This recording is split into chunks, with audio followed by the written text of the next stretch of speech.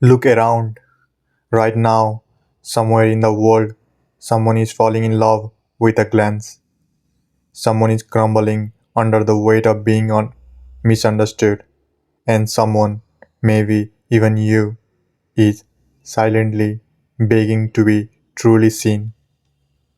We live in the world filled with the people, trillion of faces, walking past each other, scrolling past each other, speaking without connecting, smiling without meaning, listen without hearing.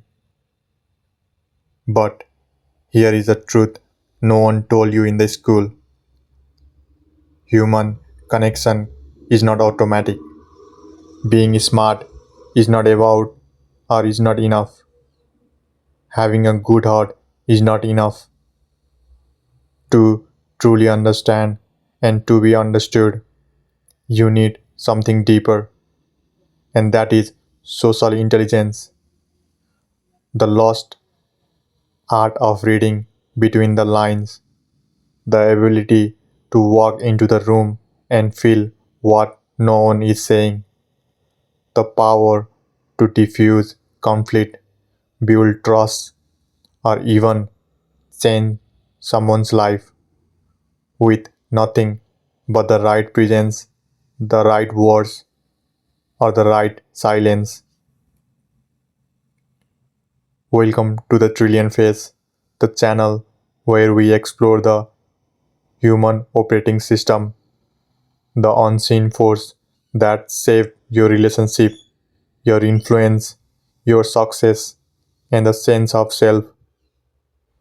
In today's journey, we go inside the page of remarkable book by Daniel Goleman, the same mind who revolutionized how we think about emotions.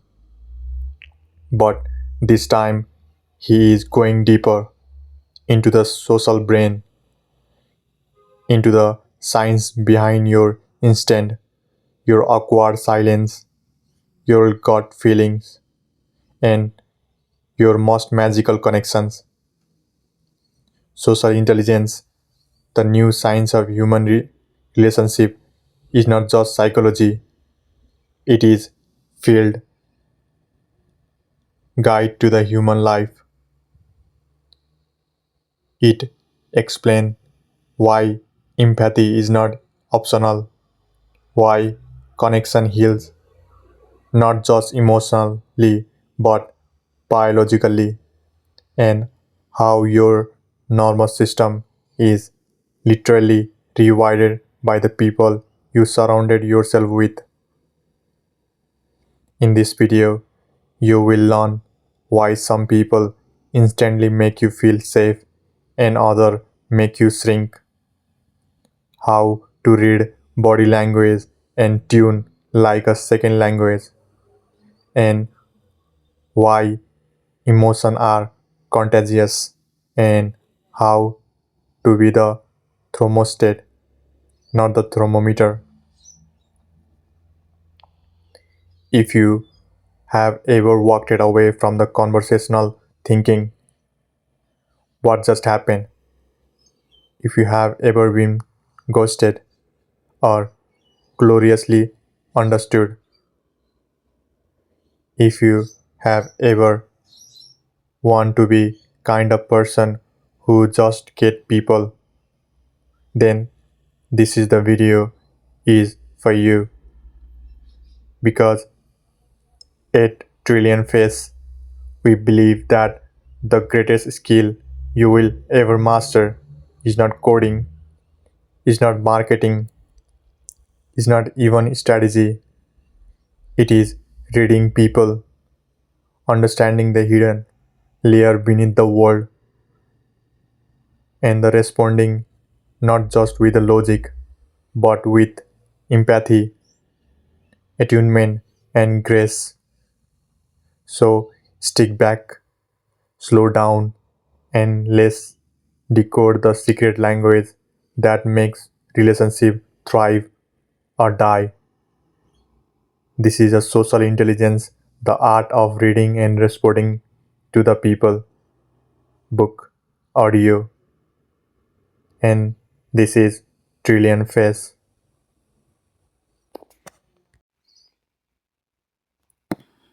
Today, we begin not with a theory, but the revolution, a shift in how we see the very presence of what it means to be human. This is the introduction to social intelligence, the new science of human relationship. Daniel Goleman, the author of Emotional Intelligence, began this book with the bold claim: we are on the verge of new scientific era, one where relationships are no longer just a domain of poets, philosophers, or therapists, but the subject of hard neuroscience. He called it the study of social neuroscience, a field that explores how the human brain is designed for connection and how those connections changes the brain itself. In other words, every interaction you have, every word, every glance, every silence has the power to rewire someone's brain, and your own relationship as a biology. This is a major shift. For years, psychology focused on individual, how you think, how you feel, how you behave. But this new science shows something more profound. The self is not isolated, it is socially constructed. Who we are is just shaped in relationship, stress, joy, love, trauma. These emotions don't just live in your head, they are transmitted between people like an emotional contagion. Your nervous system, writer explains, is a part of larger social ecosystem, constantly reacting to and affecting others. Biology meet empathy. Writer introduce reader to scientific breakthrough that show how things like mirror neuron allow us to feel what others feel. Oxytocin strengthens bond during closeness.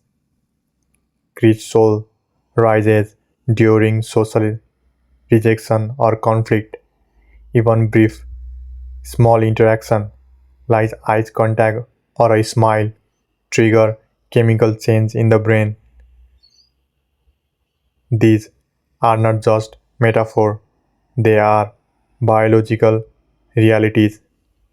In fact, the human brain involved, especially for social living, from tribal cooperation to modern relationship, our survival and the happiness depend on our ability to understand, influence, and respond to others. From individual intelligence to social intelligence. So, what is social intelligence exactly? Writer define it in two core components. First one is social awareness, the ability to sense other emotion, understand social clues, feel empathy and attitude to the dynamic of the situation. Social facilities, the skill to use that awareness to communicate clearly, regulate emotion, inspire trust, and navigate relationship smoothly. And unlikely IQ, which is relative fixed, social intelligence can be learned and strengthened. This is the heart of the book, that our relationships are not just habit, they are skill, and they can be mastered. The cost of disconnections. But writer also sound a warning. We are living in the time of increasing emotion disconnection. Despite all our technology and productivity, we suffer from empathy fatigue, isolation, and chronic miscommunication. He referenced studies that link social rejection to physical pain and toxic relations to weaken immunity, anxiety, even shorter lifespan. This message is clear. Connection is not just nice to have, it is biological necessity. This book, writer said, is a call to awareness for leader who wants to inspire, not just instruct, for parents who want to nurture emotionally resilient children, for partner who wants to understand each other better, for anyone who wants to walk through life more connected, more empathetic, and more conscious. He invited reader to think differently, not only about others, but about themselves as social beings. You are not alone minded in the body. You are part of shared human experience, an emotion network that is span across every glance, every word, every silence. We are wired to connect, and that wiring shapes our every experience. This book explores that hidden wiring and shows us how to use it to heal, to lead, to love, and to live better together. This was the introductions to social intelligence, the new science of human relationship by Daniel Goleman. Coming up next 1 trillion phase is a part 1, the social brain, starting with wired to connect, where we explore evolutional code, our brain for empathy, attunement, and trust. Part 1, the social brain. Chapter 1, wired to connect. We human are not the strongest species. We are not the fastest alone. We are surprisingly fragile, and yet we become the most dominant force on the planet.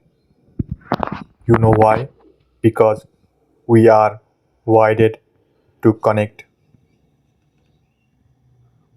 Our brain did not involve in isolation. They involve in the heat of relationship, in tribes, family, and cooperative groups. Survival did not depend just on how clever we are, but on how attuned we are to each other. Could you sense danger in someone's face? Did you know who to trust, who to follow, who to avoid? This was not optional, it was a matter of life and death. And so the human brain developed an extraordinary system, a neural architecture built to read facial expression, detect tone of voice, interpret gesture, and feel others' emotional as they were our own. Daniel called this system the social brain, the part of our neural network that allow us to tune in the inner world to another person. We have experienced it, the instant tension in the room before anyone speaks, the belief when someone smiles warmly, the discomfort when someone break eye contact too quickly. These are not thought, they are the emotional signal picked up in milliseconds, faster than rational reflection, deeper than conscious judgment. You know why? Because of our social circuitry, particularly in the area like the amygdala, insula, and prefrontal cortex, is designed to detect emotional state before we are even aware of them. We feel other first, then we think about them. In the early 1990s, scientists made a stunning discovery. When a monkey reached for the peanut, certain neuron fired, but when the monkey merely watched someone else reach for peanut, those same neurons fired again.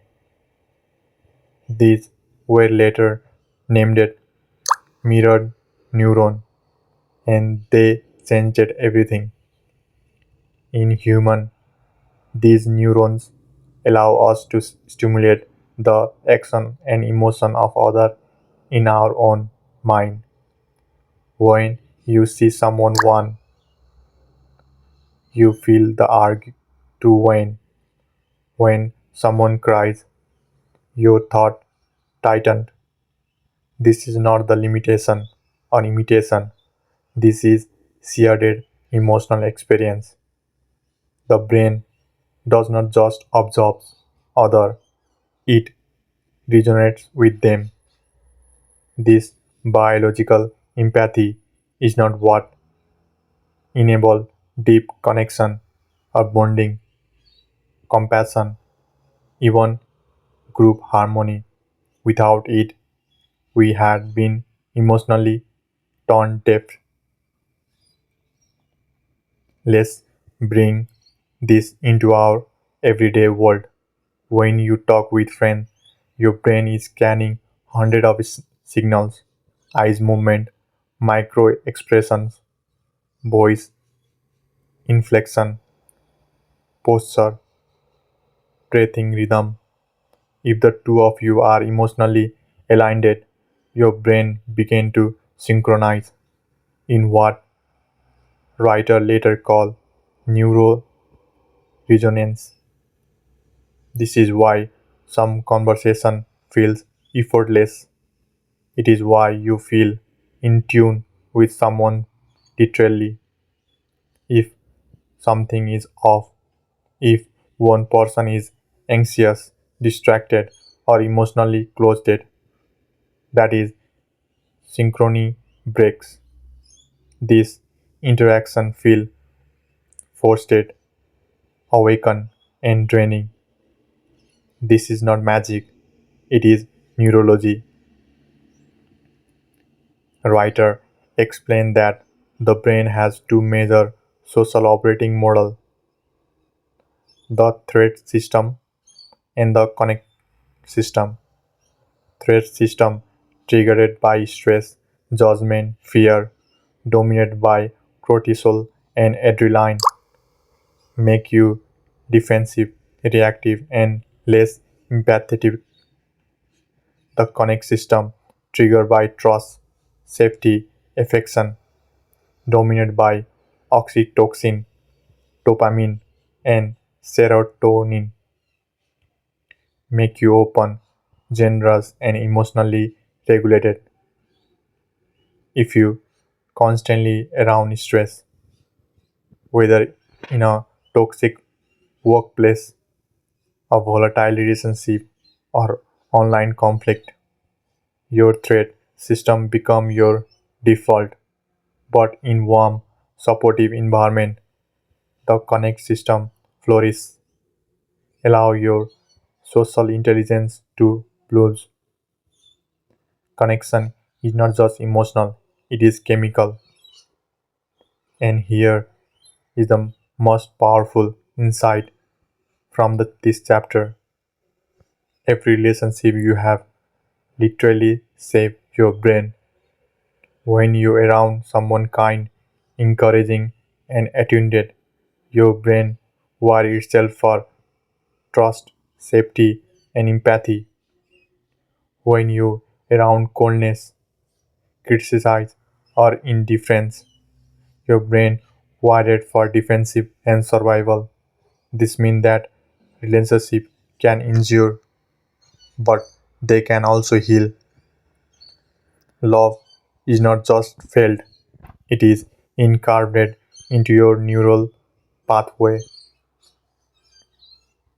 The people you surround yourself with determine your emotional health far more than you realize.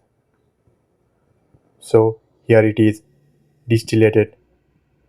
The human brain is not a solitary machine, it is a social organ designed to tune into, mirror, and be received by the people around us.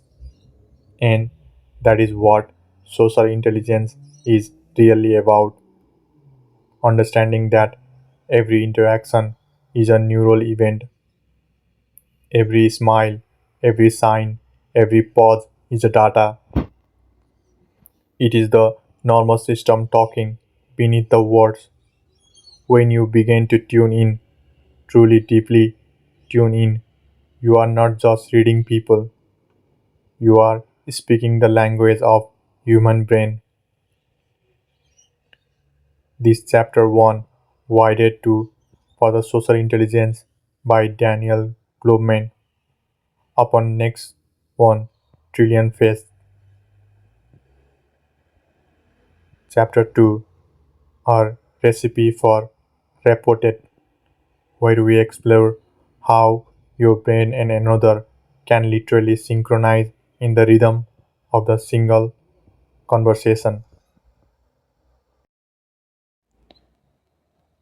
Part 1, The Social Brain. Chapter 2, A Recipe of Rapport. You know that feeling when you are really clicked in with someone. The conversation flow. You are finishing each other's sentences. You feel heard, even seen. That's right. There. That is rapport. It is not just a magic. It is neuroscience in the motion. In this chapter, Daniel Goleman dive into what creates this feeling of connection and what break it. What is rapport really? Rapport is an invisible rhythm of mutual intention, emotional alignment, and shared understanding. It is the dance between the two people, subtitle unsynchronized and synchronized and intuitive. When it is there, you feel relaxed, open, and energized. When it is missing, even the most logical conversation can feel stiff, disconnected, or forced. So, what is happening in the brain? What report take place? Let's take a look. Neurosynchrony to brain in harmony. Research shows that during moment of deep rapport, our brain synchronize. Yes, literally, our mirror neuron begin firing in the rhythm with other people's action and emotions. Our heartbeat and breathing pattern can align. Even our brainwave measured by EEG can enter similarly frequency. This is called neural resonance. It is the biological basis for feeling on the same wavelength as someone or something. When you match someone's energy not by mimicry but by emotional alignment, how your body and the brain begin to tune in with each other like instrument in the duet. Goldman emphasized that the key ingredient in rapport is not a word, it is a presence. That moment when you put down your phone, turn towards the other person. Listen, not just to respond, but to understand. That is where connection happen. The social brain, Goleman writes, is exquisitely attuned to the subtle clues that signal whether or not someone is truly present. And the best part is, you can train this. You can practice presence and become who others feel safe and seen with. So, what is actually recipe? Goleman break rapport down into four essential components. First one is full attention, being mentally, emotionally, and physically engaged. Eyes contact, nodding, turning your brain towards them, all signal that I am here. Second one is shared emotions, feeling with the person, not just for them. This is the empathy in the action, the emotional bridge between minds. Third one is synchrony, subtitle physical and emotional mirroring, breathing, voice tune, posture, not imitation, but a natural harmony that make the interaction feel effortless. Fourth one is a flow, when the interaction becomes seamless, like a dance or music. Interruption drop, distraction disappear, and time often feel distorted. These four elements are what makes some conversation unforgettable and other forgetful. What block rapport is, of course, the opposite of the rapport is disconnection, distraction, multitasking, or lack of emotional tuning. But the deeper danger is emotional mismatch. For example, one person is sad and the other is upbeat, and neither adjust. One is anxious, anxious, and other is impatient, or someone shut down while other lean in. Without emotional resonance, rapport dies. Goleman explained that this disconnect is not just felt, it is shown up neurologically, creating friction in the conversation rather than flow. Here is the encouraging part. Rapport is not just about deep, hour-long conversation. It is created or destroyed in a tiny moment, a glance, a face, a warm nod, a well-timed ha. Each of these micro movements tell the brain we are in synchronized or we are not. That means you can build rapport almost instantly, even with the strangers, if you are emotionally present and attuned. Goleman shared that what makes someone magnetic is often their ability to generate social warmth. This includes a relaxed face, a open posture, a soft tune, and subtle, timely expression of empathy. People with social intelligence do not try to impress. They tune in and they turning make others feel valued, respected, and safe. So here is a big idea. Rapport is not just a gift, it is a practice. It is about attention over assumption, presence over performance, listening over lecturing. You do not need to have charisma.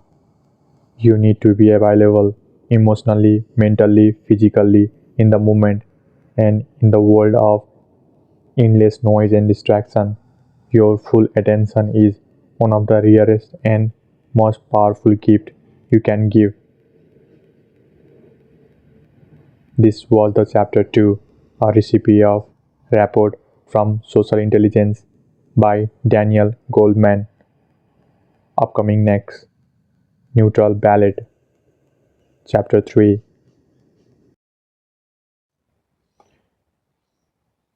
Part 1, The Social Brain, Chapter 3, Neutral Ballet. There is a dance happening every time two people interact, but it is not a dance we see, it is a dance we feel. Moment by moment, second by second, your brain and someone else are performing a neutral ballet, choreographed in a real time with no conscious script. In this chapter, Daniel Goleman revealed the fascinating science behind this hidden dance and show us how our brain do not just communicate, they connect, they mirror, they adapt. When you engage in a conversation, especially one with emotional journeys, your brain enter a synchronized state with the other person's brain. This is not the metaphor, it is measurable through advanced tools like fMRI and EEG. Scientists can actually see two people's brains light up in harmony during deep connection. These dances include matching voice tune, mirrored facial expression, aligned breathing patterns, subconscious rhythm in speech and silence. It is like jazz improvisation, unrehearsed but deeply attuned. What is happening under the surface is not what scientists call neutral coupling. It is when the activity in one person's brain echoes the activity in another's. When you share a joke, feel grief together, or fall in love, your brain begins firing in unison, especially in the area linked to emotion, memory, and attention. This is why truly engaged conversation feel energizing, even transformative. You are not just exchanging words, you are experiencing mutual brain state. In movement of rapport, your normal system become part of shared loop. You are no longer just individual, you are part of living an emotional system. This neutral ballet create a feedback loop. You smile, they smile back. Their smile strengthen your joy deepen the connection, and so on. This loop is fragile but powerful. Goldman noted that small movements, a nod, and the lean forward or shared laugh reinforce this synchronomy. And the deeper the loop goes, the stronger the sense of safety, understanding, and closeness. But just like in the real ballet, one wrong step can throw the rhythm off. What disrupts neutral synchrony, distraction, emotional mismatch, social anxiety, lack of empathy, a phone buzz, a glance away, a brown without explanation. This movement break the loop. This sends a signal to the brain. This connection is not safe, and once the dance is broken, it takes emotional repair, attunement, validation, sometimes even silence to rebuild it. This chapter is not just a theory, it is a practical power. If you are a leader trying to inspire your team, or parents trying to bond with your children, a partner trying to rebuild trust, or a creator like you speaking to the digital audience and listening to me, then the mastering the neutral ballet is your secret weapon. Because when people feel in synchronized with you, they open up, they listen, they follow, they connect.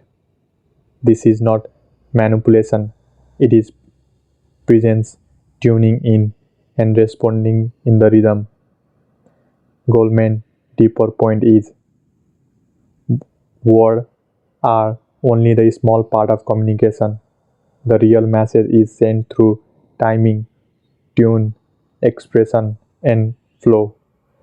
That is called ballet, the hidden choreography of mind aligning moment by moment.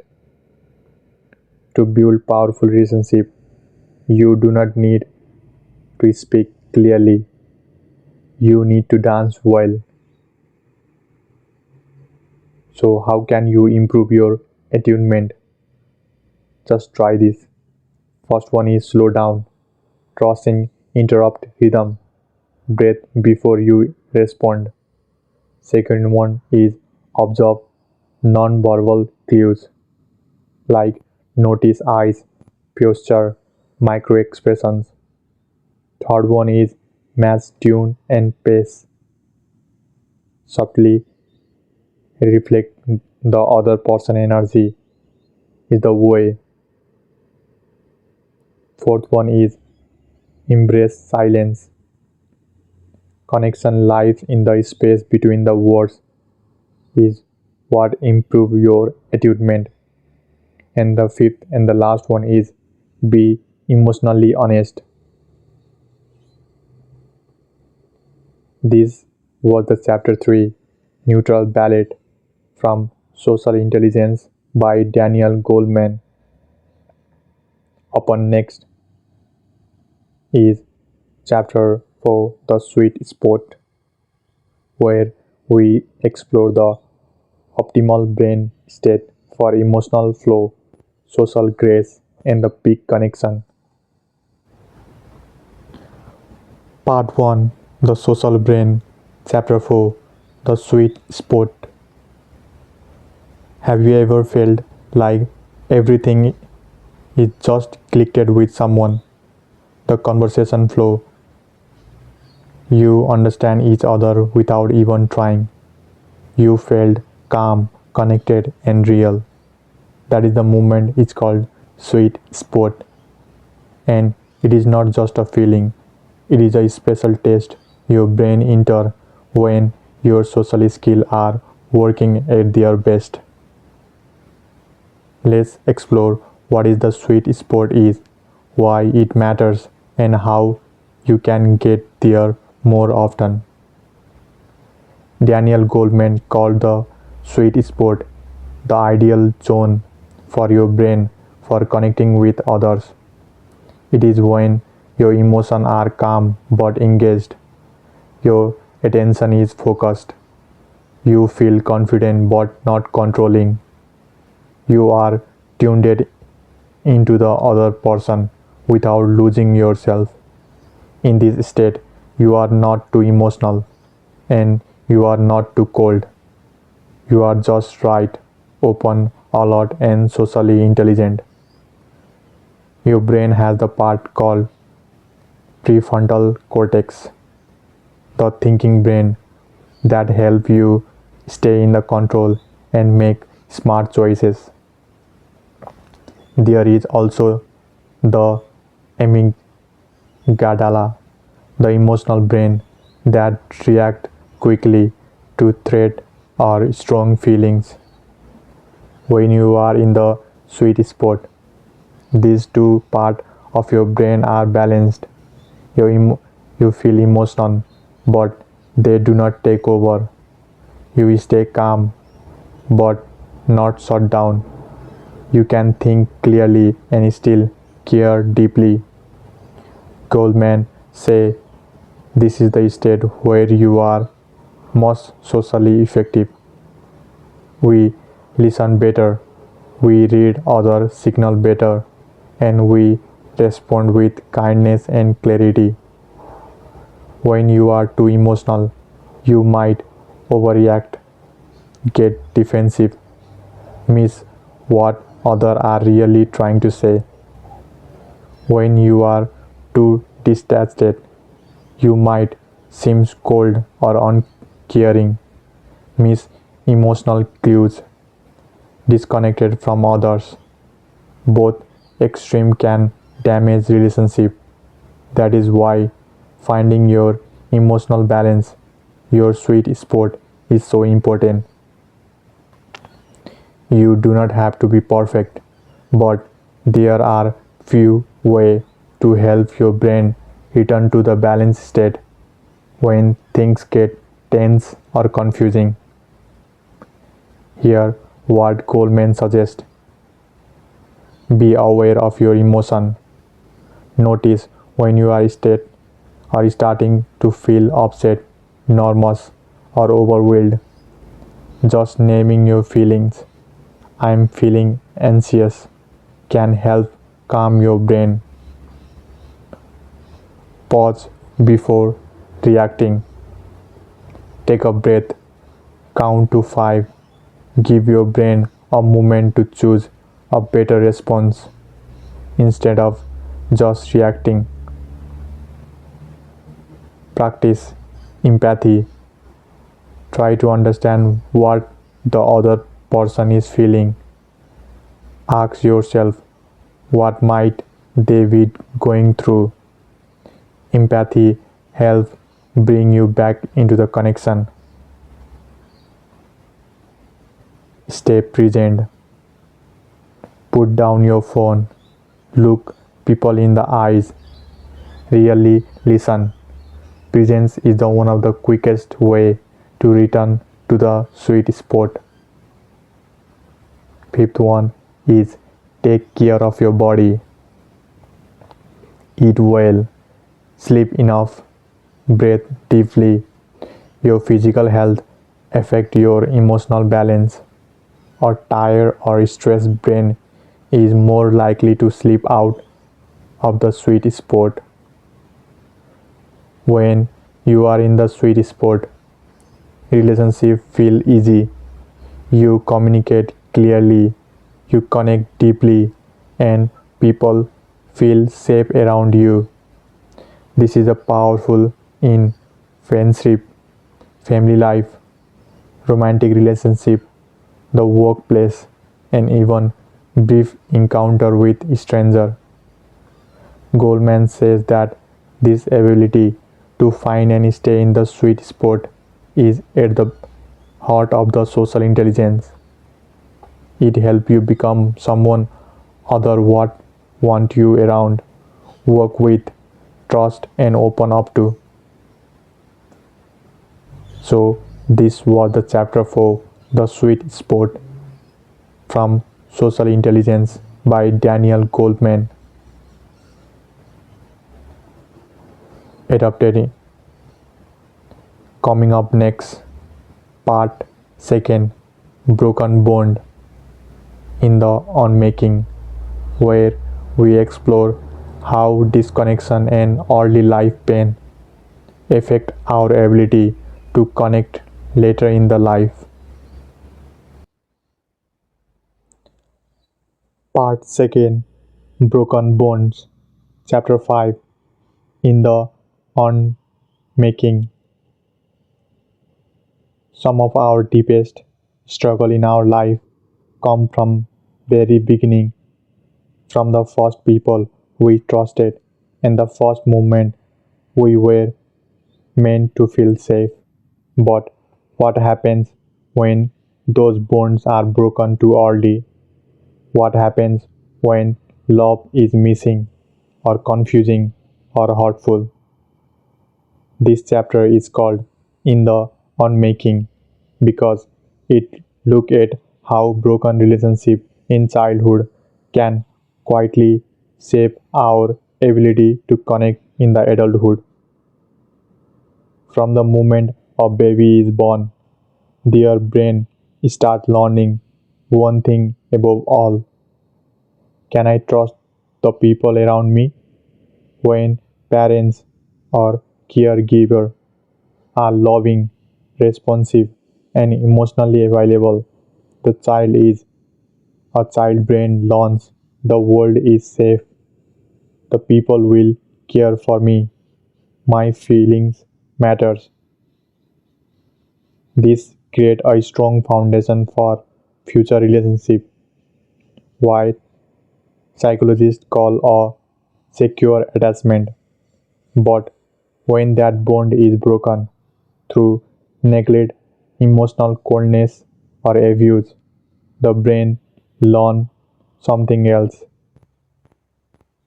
People might hurt me, love feel scary. I need to protect myself. And slowly, quietly, this began to unmake the child's natural ability to trust, connect, and feel safe with others.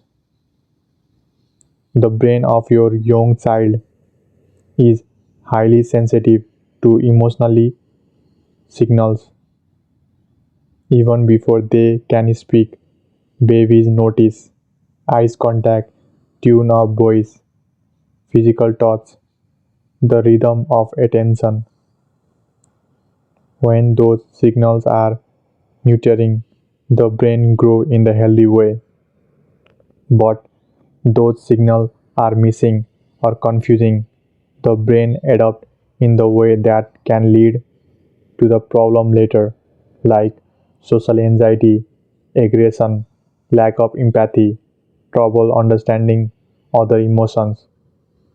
These early experiences actually shape the brain wiring, especially the part that handle trust, fear, emotional balance. Goldman explained, what happened in the childhood does not stay in the childhood. It becomes the blueprint for how we connect for the rest of our life. When someone grows up without stable, loving relationship, they may find it hard to express feeling, read social clues, handle conflict calmly, build close and lasting connections. This can create a painful cycle. They want connection but do not know how to build it, so they push people away, which lead to loneliness, which deepen the emotional wounds. And sadly, this pattern can continue unless they are healing, support, and new kind of connections. Goldman shared the story of people who early life were full of emotional pain. Children raised in the cold or distant homes, kids who were punished for showing emotion, teenagers who learned to hide their true selves to survive. Some of them grew up angry, some grew up afraid, some become very good at pretending everything was fine, even they were hurting inside. These stories are hard to hear, but they matters because they show how deeply early relationships affect the social brain. But here is the good news. Social brain can change. Even if some had a rough start in the life, they can still learn to trust, to love, and to feel safe with other again. It is not easy, but it takes time. I know, but new healthy relationship with friends, partner, mentor, even therapist can reshape the brain wiring with enough care, patience, and support. The unmaking can become the remaking. Here is what this chapter teaches us is early emotion one often show up in adult relationship. Social intelligence can weaken by childhood pain but also revealed through healthy connection. Compassion matters, especially for people who have hurt or been hurt before,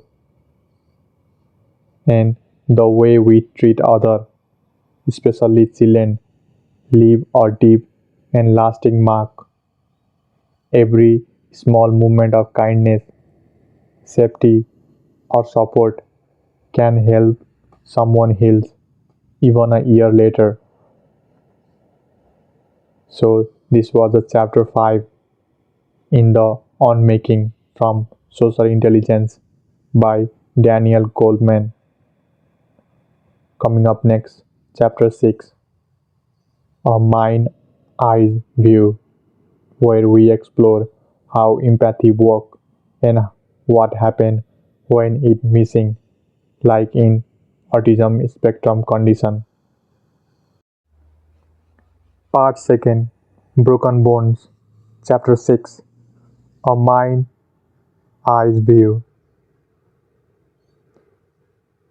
Have you ever wondered what someone else is thinking but just could not tell?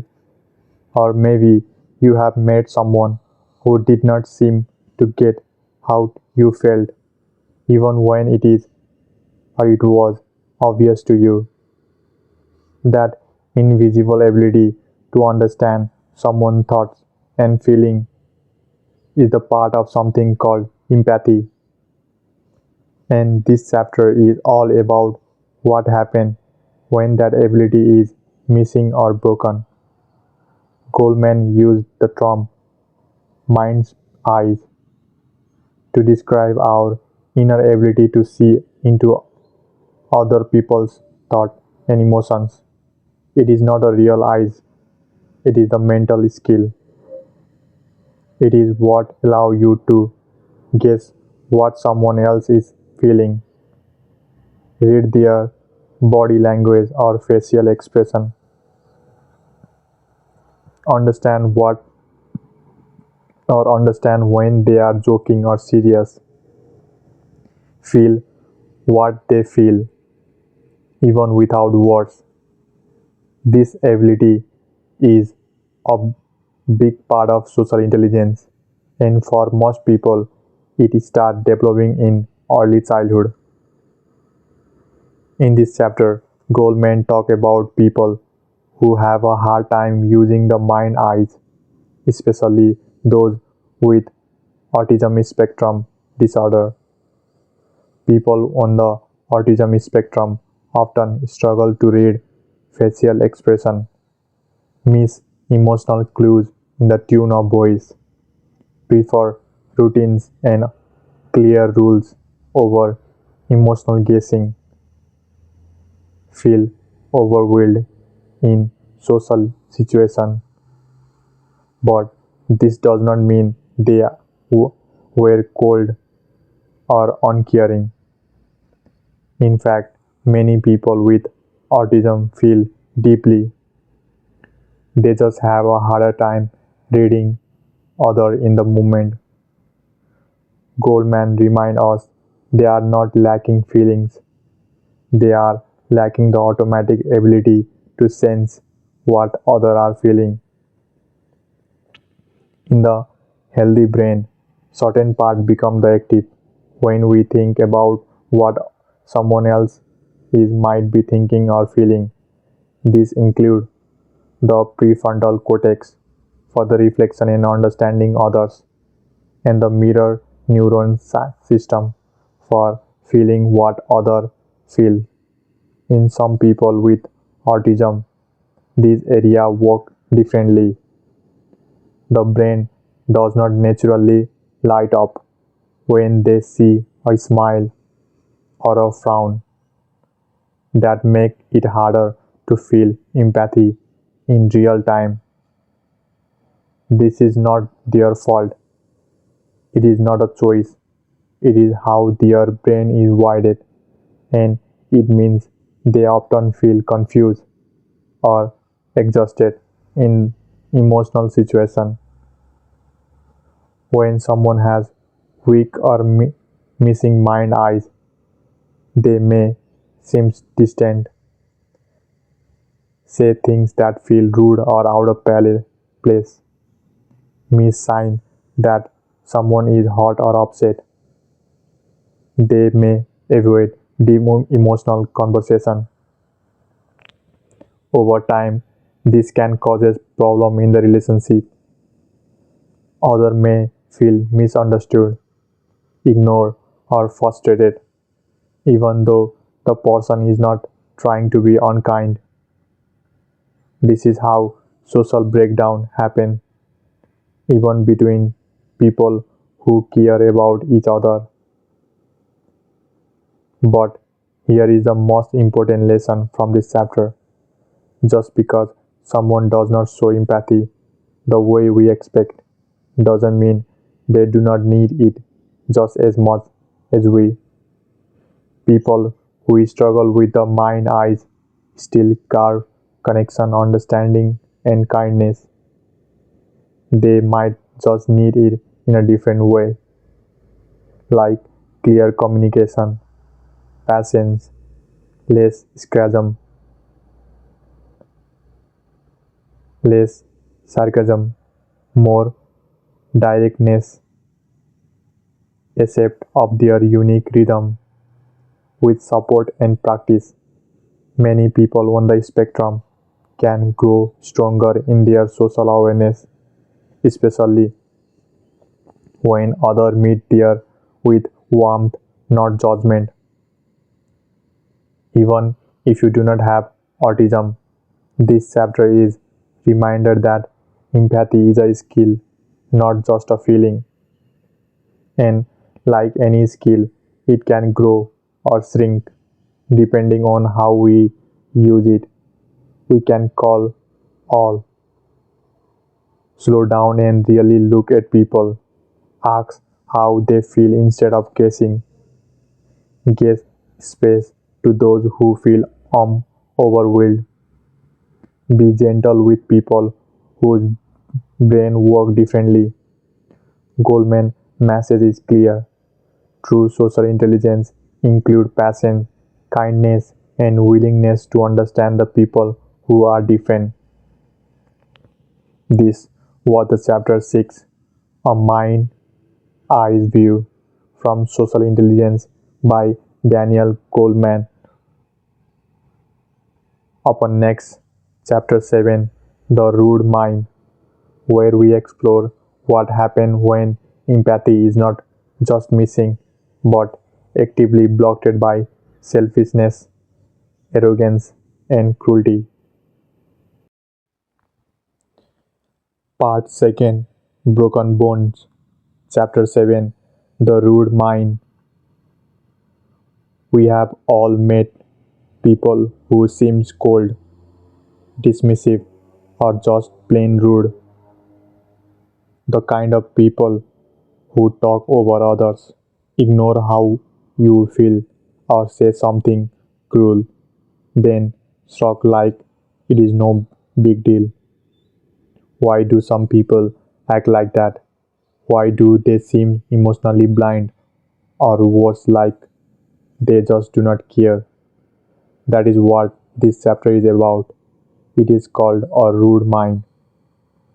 It looks at what happens when empathy is blocked, not by the disability like autism, but by attitude and choice. Some people do not lack the ability to be socially intelligent, they just do not use it. Goldman explained that the brain has circuits for empathy, compassion, and social awareness, but in certain people, those circuits are turned off not because they are broken, but because of self centeredness, lack of emotional awareness, belief like feeling are weakness, or a desire to always stay in control.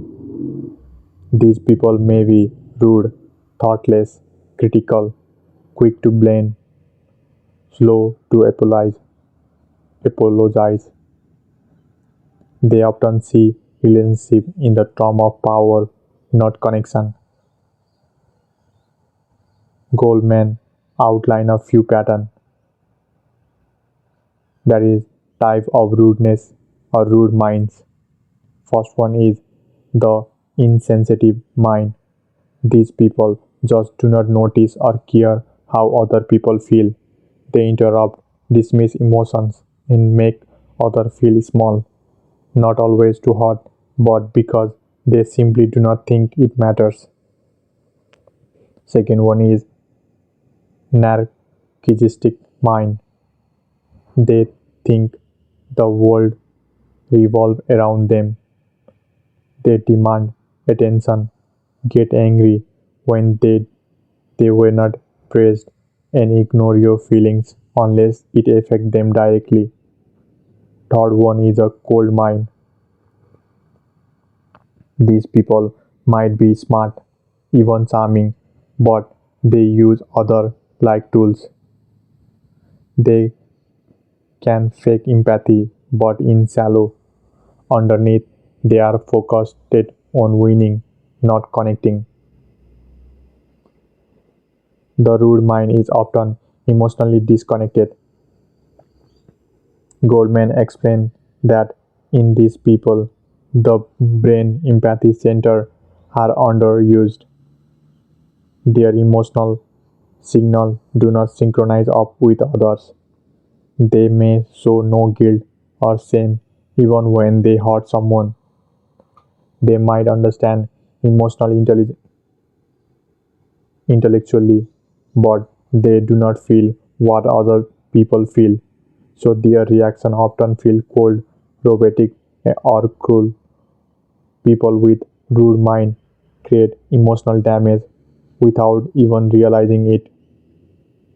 Their behavior causes loneliness, misunderstanding, broken trust, high stress for those around them. Others might feel I'm not being heard. They do not care how I feel. I'm walking on the eggshells. Over time, these relationships become toxic. Some rude mind climb high in business, politics, or even relationship because they do not get slowed down by guilt or feelings. But without empathy, they often manipulate others, destroy dream trust, turn families cold, leave emotional wreckage behind.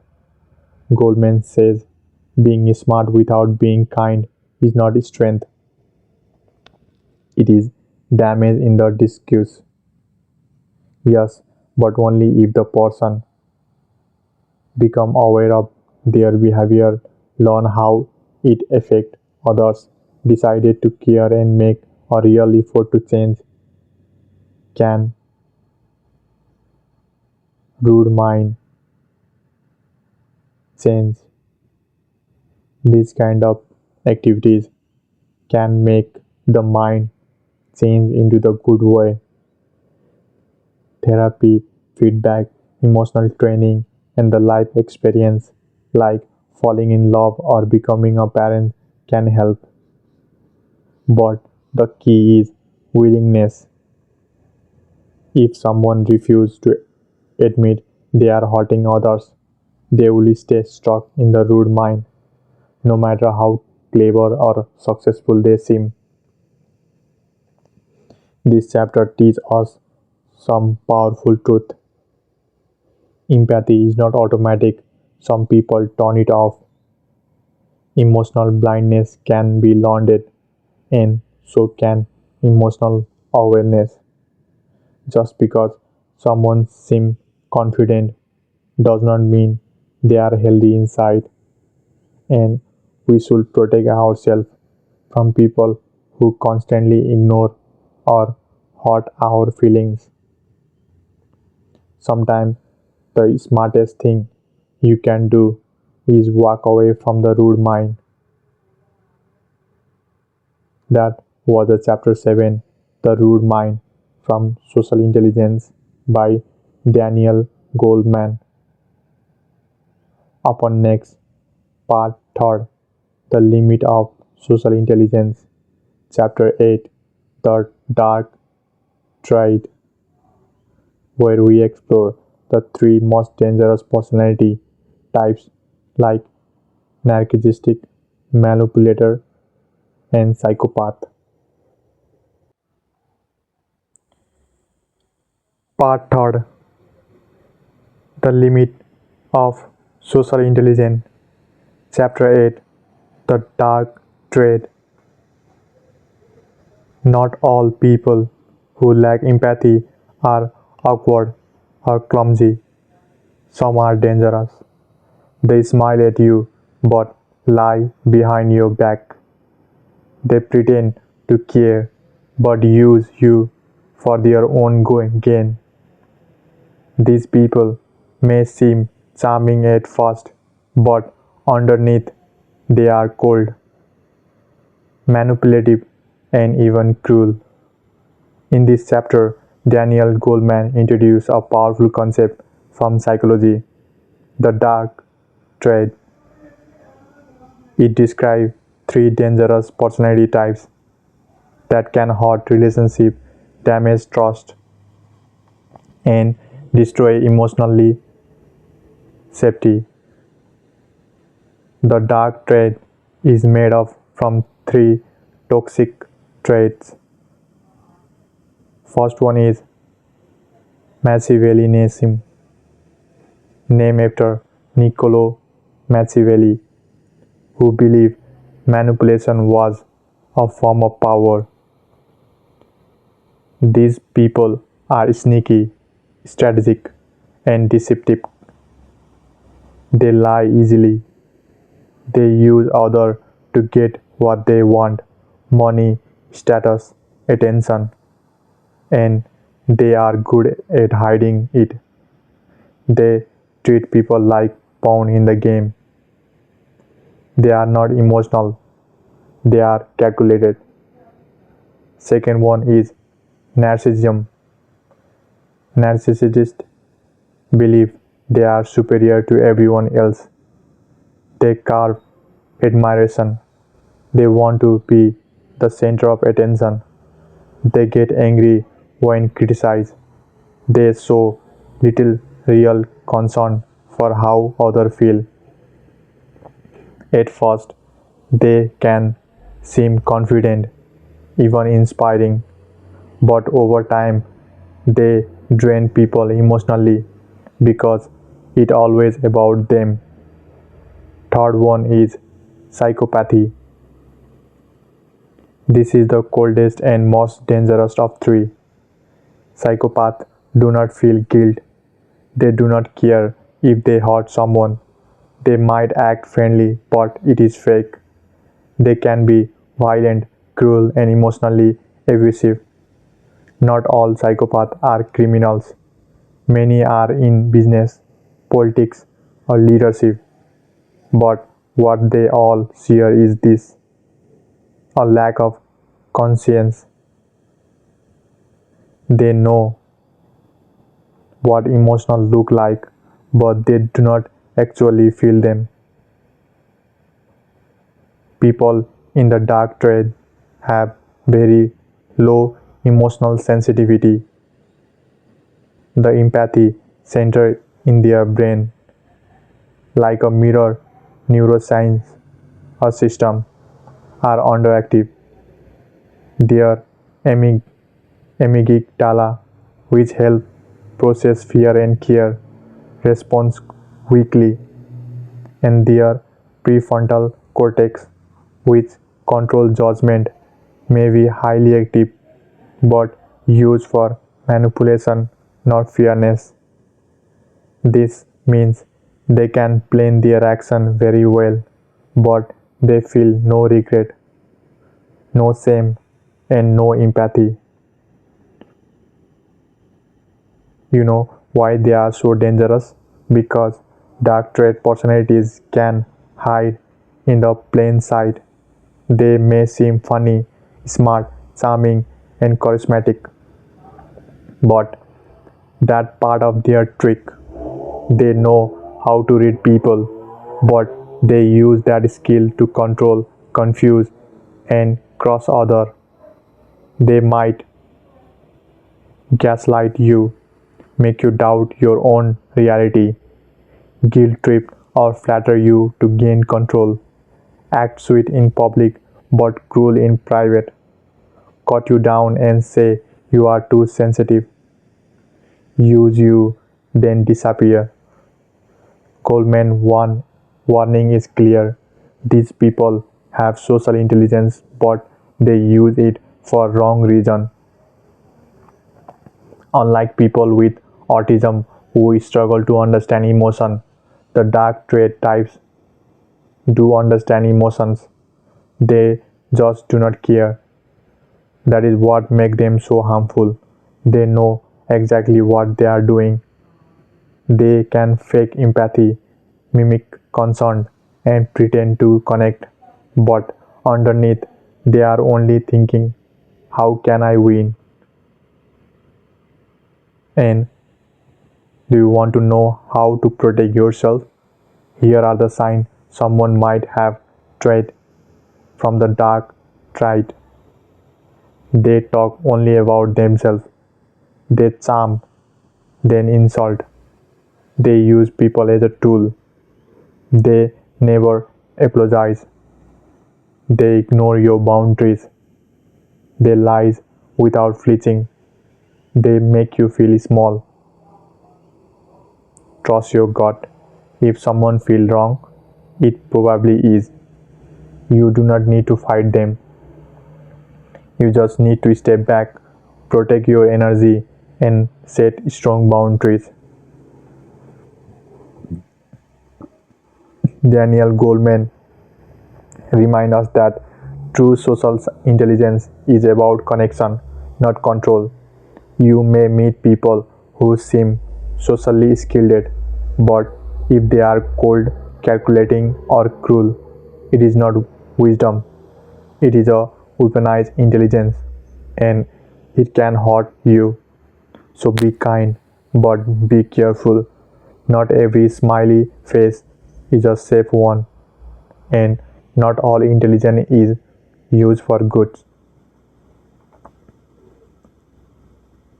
That was Chapter 8, Dark Trait from Social Intelligence by Daniel Goleman.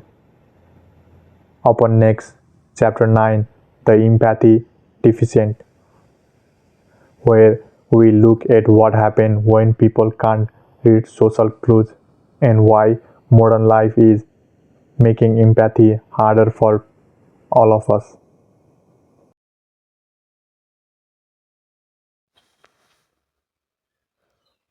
Part 3, The Limit of Social Intelligence. Chapter 9, The Empathy Deficit. Imagine being in the room full of people, but still feel completely alone. Everyone looking at their screen. No one is really listening. No one is really seeing you.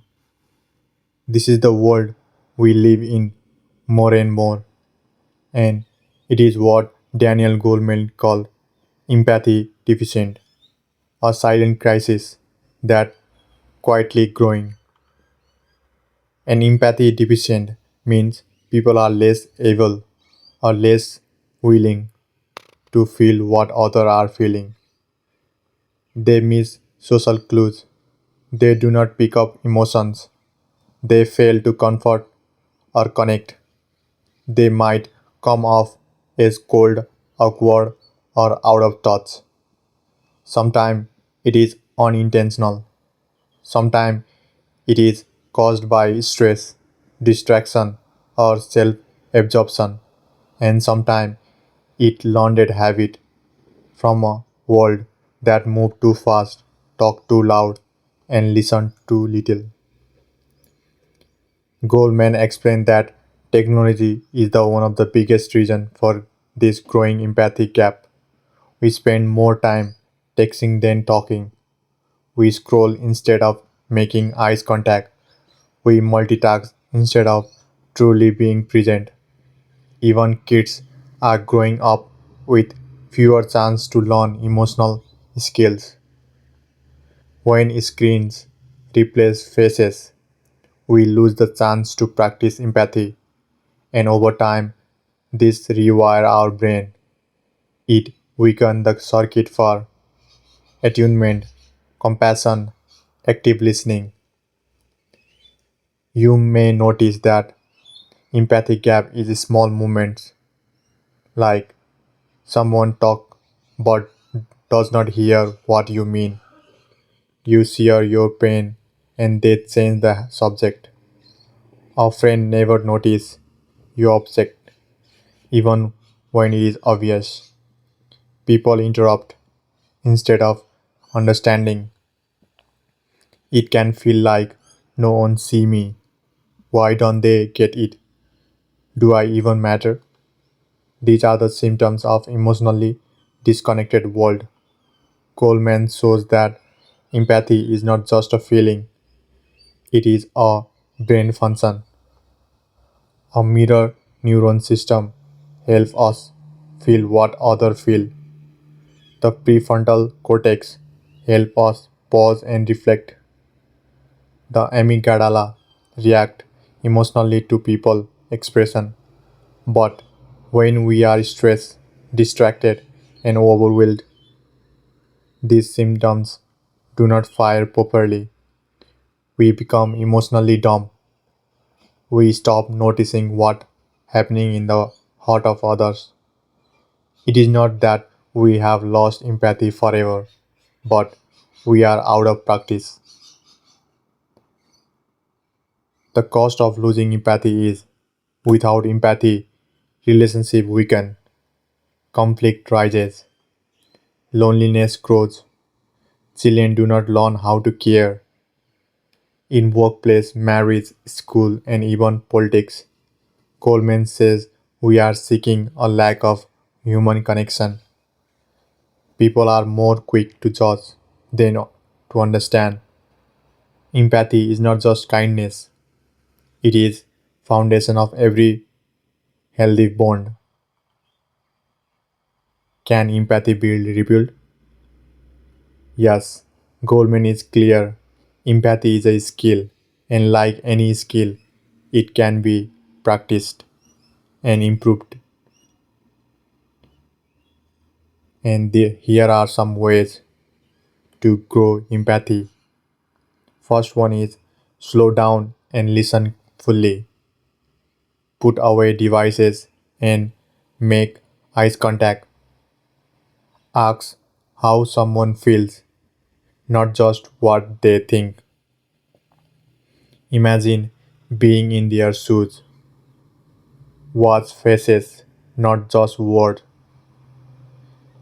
Even small act like asking, "Are you okay?" with real intention start to reactive the brain empathy circuit.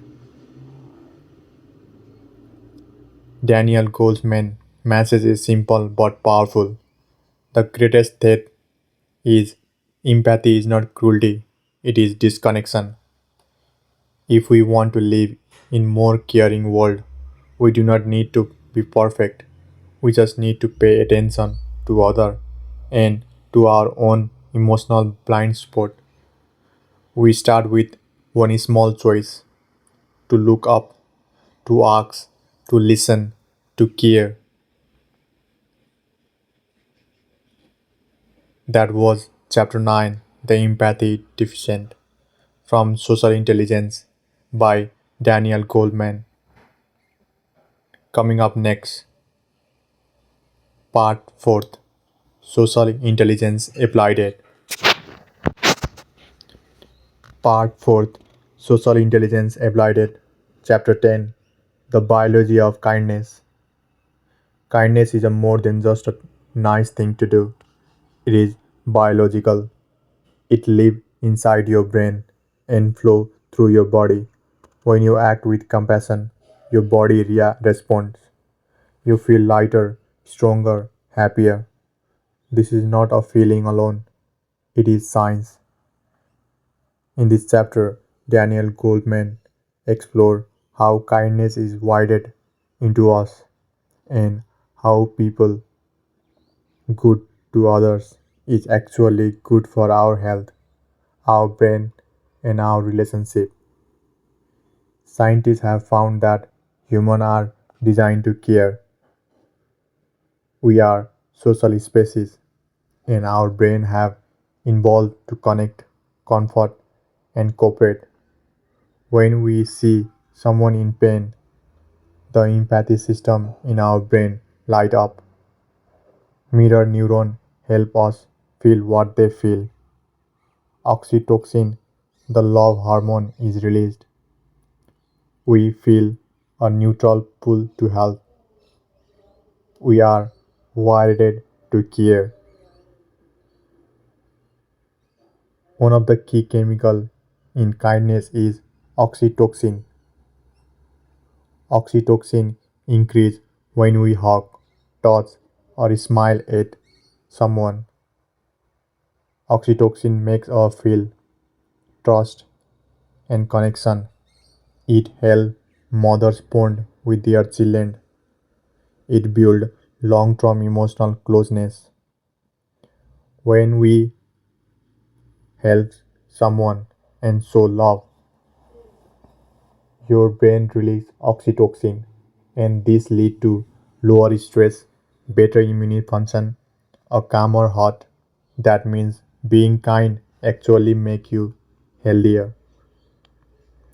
Acts of kindness are emotionally contagious. One kind action can ripple through a whole group. For example, a manager who shows care creates a more loyal and happy team. A teacher who listens can inspire compassion in students. Even a small smile in a hallway can brighten someone's day and they pass it on. Kindness spreads person to person like a warm chain reaction. Goleman called this the social loop of caring. When you help someone, your pleasure center in the brain activate. You feel a helper sign high, similarly to what athletics feel during the greatest run. Your heart rate slows, your mind becomes more focused and peaceful. So, kindness is not just good for others, it is also help you feel clear, calmer, and more connected. Goldman shared that even babies show early sign of compassion. They cry when others cry. They try to comfort people who are sad. They show concern before they can even talk. This tells us that kindness is natural. It is part of who we are. But for it to go, it must be nurtured.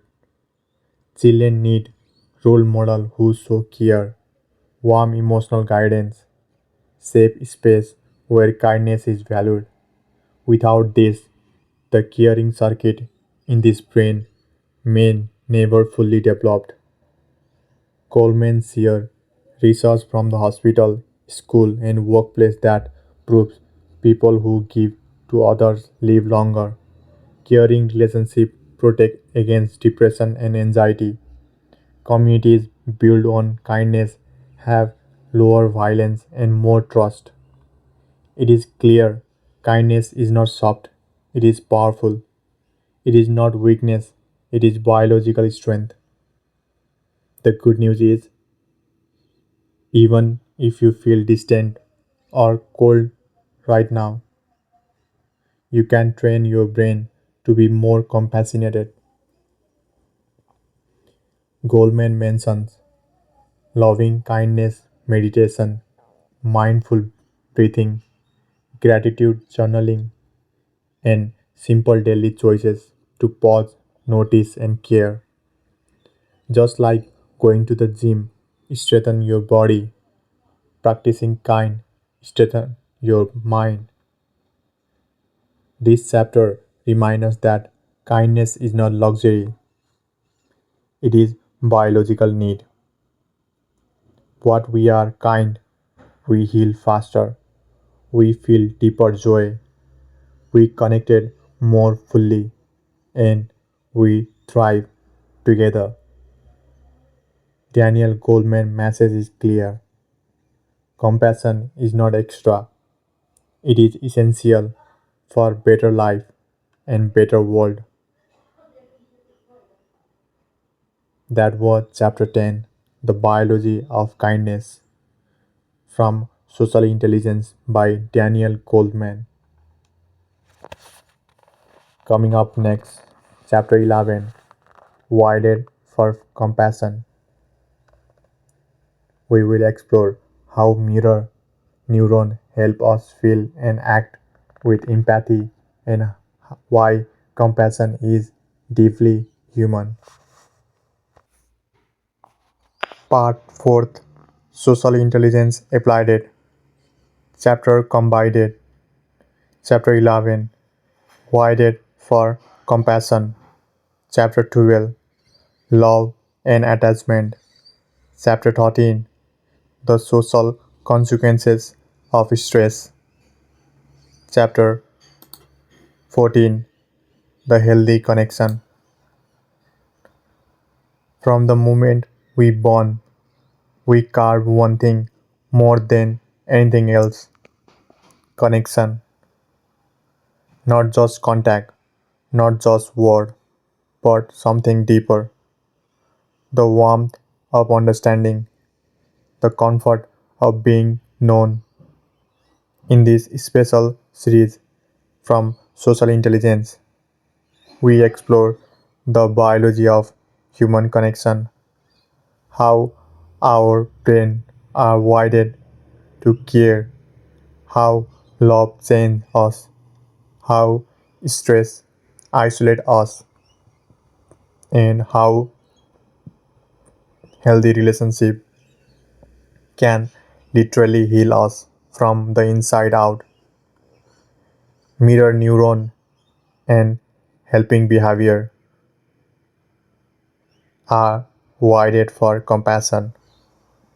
Our brain are filled with special cell called mirror neuron. They activate when we watch someone else laugh, cry, wince, or celebrate. In a way, we are feeling their experience inside our own body. That is why a friend tears can make you throat tighten, and why seeing someone fall make you flinch. These mirror neurons are the foundation of empathy, and empathy is what lead to compassion. The argue not just to understand, but to help. In this chapter, Goldman explained compassion is neutral, helping behavior is wired in, and we can strengthen it like a muscle through practice and presence. We are not born selfish, we are born with blueprint to care.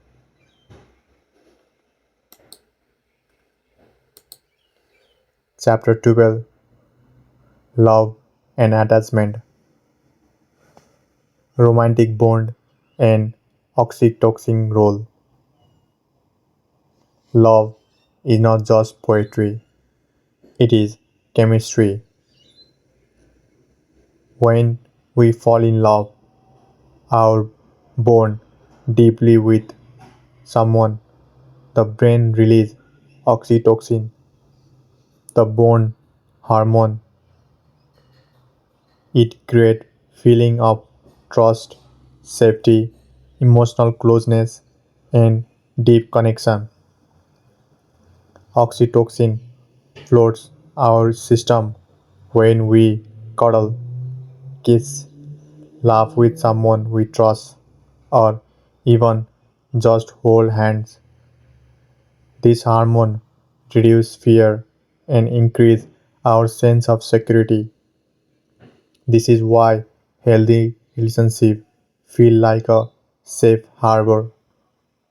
Romantic love is not just emotion, it is biology working at its best. And it does not only happen in romantic love, parent-child bond, deep friendship, and loyal partnership all create this chemical closeness. When we feel loved, we function better physically, emotionally, and socially. Chapter 13: The Social Consequences of Stress. Cortisol, trauma, and the health. But what happens when connection is missing or broken? When we feel isolated, rejected, or emotionally unsafe, the body reacts with stress. The stress hormone cortisol rises. This makes your heart beat faster, your muscle tense, and your brain go into fight or flight mode. Too much cortisol over time can cause anxiety, high blood pressure, weakened immunity, trouble sleeping, and emotional shutdown. Goleman explained that emotional pain like loneliness or abandonment trigger the small same brain area as physical pain. In other words, being emotionally hurt literally hurts. Childhood trauma, broken trust, and toxic relationship can leave deep mark on our nervous system. But the science also says healing is possible through safe, loving relationship. Chapter 14: Healthy Connections, Positive Relationship, and Well-being. Finally, we reach the hopeful trust or truth. Healthy relationships are healing relationships. Goldman shared research that prove close friendship help us recover from illness faster. Supportive partner reduce our stress levels. Kind workplace boost immunity system and mental health. And simply feeling seen by someone boost our sense of worth. When we are in emotionally safe relationship, our brain calm down, body heal faster, emotional feel balance, and our social intelligence grows. Human connection is not just nice, it is necessary.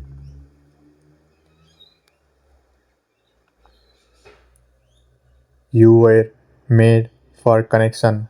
Your brain knows it, your body carves it, your soul needs it, whether through compassion, love, or hearing. Your relationship shape your reality. This chapter series reminds us that we are wired to help, we are designed to love, we are vulnerable to stress, but we are also built to heal together. Coming up next, chapter 5: Cultivating Social Intelligence. We will explore how to build strong emotional foundation, raise compassionate children, and create more social intelligence world. Chapter 5: Cultivating Social Intelligence. In this part, chapter combined are chapter 15: A Secure Base, chapter 16: Social Fitness, and chapter 17: Ethical Impulse.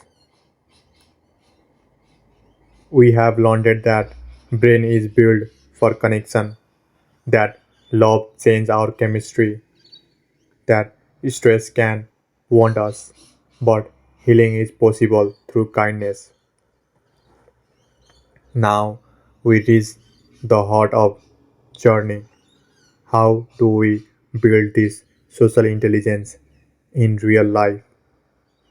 How do we feel wiser in love, stronger in empathy, and more ethical in how we treat others? Welcome to part 5, Cultivating Social Intelligence. This is not just about knowing, it is about becoming a secure base, parenting, mentoring, and emotional support. Goldman began by explaining the powerful truth. Everyone, especially children, need a secure base, a place of emotional safety where they feel seen, heard, and loved. This secure base is what allows people to explore the world with confidence, handle setbacks, form trusting relationships, feel emotionally strong. For children, that secure base often comes from attuned parents, caring teachers, supportive mentors. But even as adults, we still need people who anchor us, people who say, I have got you, I'm here, you are safe with me. You can become that base for others too, whether as parents, friends, coach, partner, or guide. We can offer emotional stability that helps others grow. The power of this is real. Children who grow up with secure emotional bond, so better mental health, stronger social skills, more kindness and resilience, secure love over time, create secure lives. Chapter 16, Social Fitness, How to Strengthen Social Fitness Through Practice. Goleman compares social intelligence to a muscle. You are born with it, but it needs exercise. Just like going to the gym, keep your body strong, using your emotional and social skill, help them grow. How? He suggests simple daily practice, which is be present, truly listen when someone speaks, not just with your ears, but with your whole attention. Notice emotions. Try to read people's feelings through their tone, face, and body language. Pause before reacting. Choose your response instead of snapping out of habit. Practice empathy. Ask yourself, what might they be feeling? Offer kindness. Even a small gesture, a compliment, a thank you, or a smile has ripple effects. These actions strengthen your ability to connect, your influence in relationship, your emotion calm in different moments.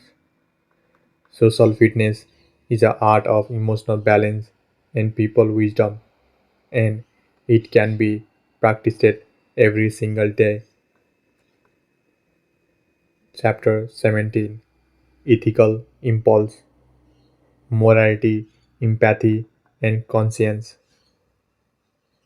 At the core of social intelligence lies something even deeper: ethics.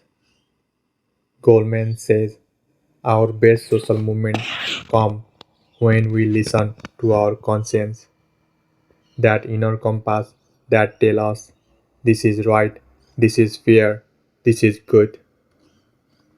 Social intelligence is not just charm or empathy, it is moral awareness. It is the part of you that helps someone who is struggling speak up when something feels wrong, treat people with respect even if they disagree with you, take responsibilities when you make a mistake. And here is the most powerful idea in the chapter: our sense of morality comes from empathy. When we feel what others feel, we naturally want to treat them well. In a world full of noise and pressure, the ethical impulse reminds us: be kind, be just, be human. Social intelligence is not about being perfect, it is about being aware, caring, and honest. It is building deeper trust, growing emotional courage, and living with heart. As Goldman put it, we each have the power to reshape or shape the emotion world around us. Every conversation, every choice, every connection. So, if you ever wonder how to create better world, start with this. Become a secure base for someone. Practice emotional strength every day and follow your moral compass even when it is hard, because the more socially intelligent we become, the more human we all become.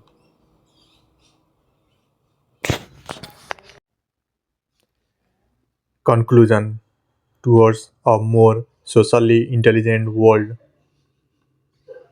we have come a long way from the biology of brain to brain connection to the danger of isolation, from the healing power of compassion to the strength of healthy relationship.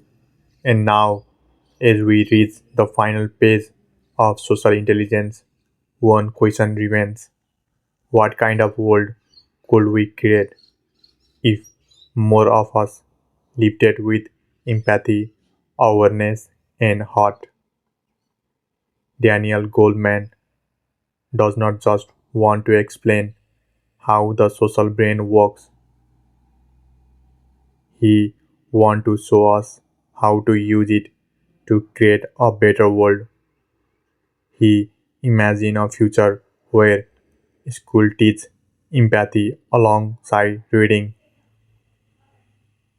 workplace reward kindness as much as competence, leader lead with emotional wisdom, not ego, family become safe space for emotional growth, and stranger treat each other like fellow travelers, not threats. This is not just a dream, it is possible because it starts with us. When enough individuals become socially intelligent, more aware of how their behavior affect others, more in tune with emotions, their own and other people's, more committed to kindness, fairness, and respect, then everything changes. Violence, prejudice, and emotional neglect are not just political problems, they are re- rational problems, and the solution is emotional. more empathy, more connection, more heart. Goleman message is clear. If we want a better world, we need better relationship everywhere. We do not have to be world leader to create impact. You have to start where you are. Listen with more patience, speak with more care, lead with more humility, forgive with more openness, love with more courage. Every smile you offer, every judgment you hold back, every person you see and affirm create a ripple in the emotional fabric of humanity. You were bonded, wired to connect. You were made to love, heal, to understand. Social intelligence is not just a skill, it is a way of life.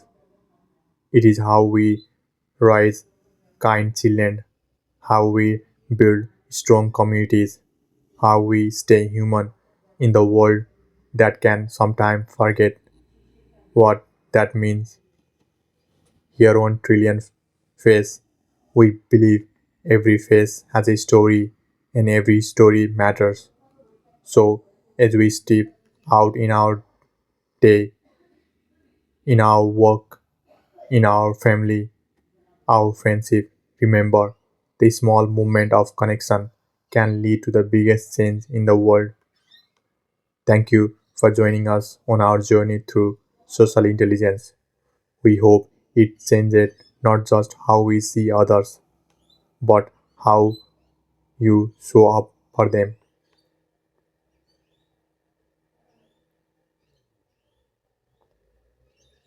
So, this is the full audiobook of